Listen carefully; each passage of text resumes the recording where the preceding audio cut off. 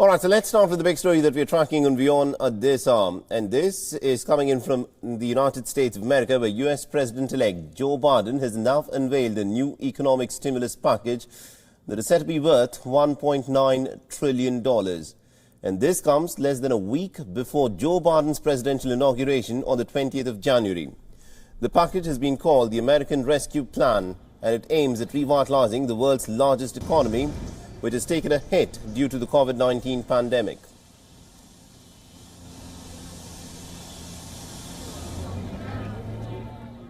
I'd like to talk to you about our way forward. A two-step plan of rescue and recovery. A two-step plan to build a bridge to the other side of the crisis we face to a better, stronger, more secure America. Tonight, I'll lay out my first step. The American Rescue Plan that will tackle the pandemic and get direct financial assistance and relief to Americans who need it the most. Next month, in my first appearance before a joint session of Congress, I will lay out my Build Back Better recovery plan. It'll make historic investments in infrastructure, that Build Back Better plan. Infrastructure, manufacturing, innovation, research and development, and clean energy. Investments in a caregiving economy and in skills and training needed by our workers to be able to compete and win in the global economy. Now, under the plan, Joe Biden has proposed to raise the federal minimum wage to about $15 per hour. The plan provides aid for struggling state and local governments. It also aims to facilitate reopening of schools and the massive vaccination campaign. In the first week of 2021, nearly about 1 million Americans filed for unemployment benefits. This is the highest spike that's been witnessed in filing of unemployment benefits in the United States since August 2020. Now, Biden's economic proposal is the largest one that builds on two massive relief packages that the Congress had approved last year. Now, both stimulus packages had helped tens of millions of people pay their bills even after losing their jobs. However, Biden's new plan includes about $350 billion of funds to state and local governments. Remember, the Republican lawmakers had blocked this provision last year. Now, Joe Biden has also increased the size of the stimulus checks from about $600 to $2,000. This was also one of Biden's major campaign promises. The proposal extends a moratorium on evictions, expands tax credits for low-income workers, and also helps pay for child care for working parents. It also includes flexible credit and grants for small businesses that are major employers and have struggled to survive amidst the COVID-19 restrictions. This time round, the Democrats are not expected to face any major roadblocks since they now narrowly control both houses of the legislature in the United States. But their majority in the Congress is very slim. Senate is evenly split, where Vice President-elect Kamala Harris holds a tie-breaking vote. This means that the Democrats will have to woo some of the Republicans, if anyone, from their own party, who may choose to break ranks from their party. All right, now to give us more insights in terms of what this plan for the people of America actually means, we joined in by our correspondent Jagriti Dubey, who's joining us live from Washington, D.C. So, Jagriti, bring us up to speed in terms of what this new plan that's been announced by Joe Biden is like, and how is it different from the plan that Donald Trump had? Well, as you were outlining there very clearly, there is a $1.9 trillion package, which is very different from that which was being discussed the last time round between Republicans and Democrats. The roadblocks to the spending, for example, which was one of the impasses between the two sides, as you say, because there is a narrow majority for the Democrats in the House and the Senate as well.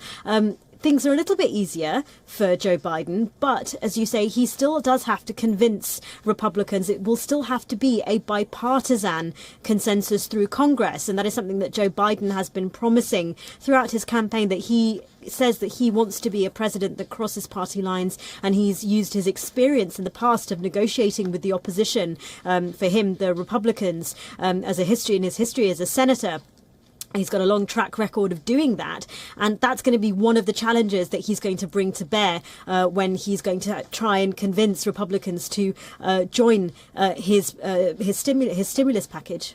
Absolutely, indeed. And will there be bipartisan consensus on this package that's been proposed by Biden's team? Well, it's difficult to know. The last time round, Republicans were not backing something that costed quite as much as this. They wanted a much, much lower price tag on their skinny bill, as it was called back then, which they were offering. President Trump, in fact, was backing $2,000 checks to most Americans, but that was something that Mitch McConnell, the Senate Majority Leader, blocked, saying that that was socialism for rich people. So he is going to have to try to convince Republicans, as you say, if there are any defections from within the right of his own party, some of the more right-leaning Democrats who don't agree with his proposal.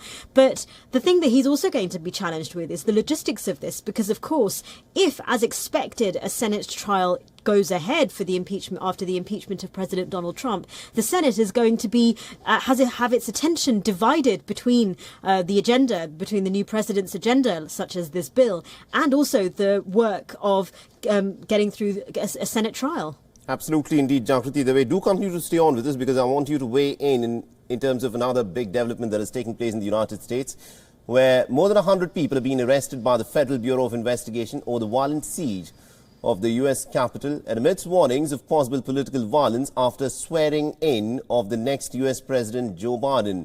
Security has been ramped up across Washington, D.C. and indeed other states. Now, in his first public appearance since the 6th of January attack, Vice President Mike Pence is vowed to ensure a safe inauguration for the next administration. Now, Mike Pence held a meeting with security officials and members of the National Guard that are guarding the U.S. Capitol with unprecedented security measures that have been implemented, and warnings of possible attacks by groups involved in the 6th of January pro-Trump siege of the Capitol have also been put in place. Our aim here, the American people can be confident, is that we're going to ensure that we have a safe inauguration, that President-elect Joe Biden, Vice President-elect Kamala Harris, are sworn in as the new President and Vice President of the United States in a manner consistent with our history, with our traditions, in a way that gives honor to the American people and to the United States. Now, the U.S. Capitol on the 6th of January had proven to be a bit of a soft target and is now visible only through lines of tall black fencing with razor wire along the top edges of the fencing. Fences and barricades have been constructed across a downtown area as well, and additional road closures are expected on the day of the inauguration. The number of National Guard troops coming to Washington to assist law enforcement with security has now grown to over 26,000. Only a few protests have been permitted for the next week's inauguration in Washington, D.C.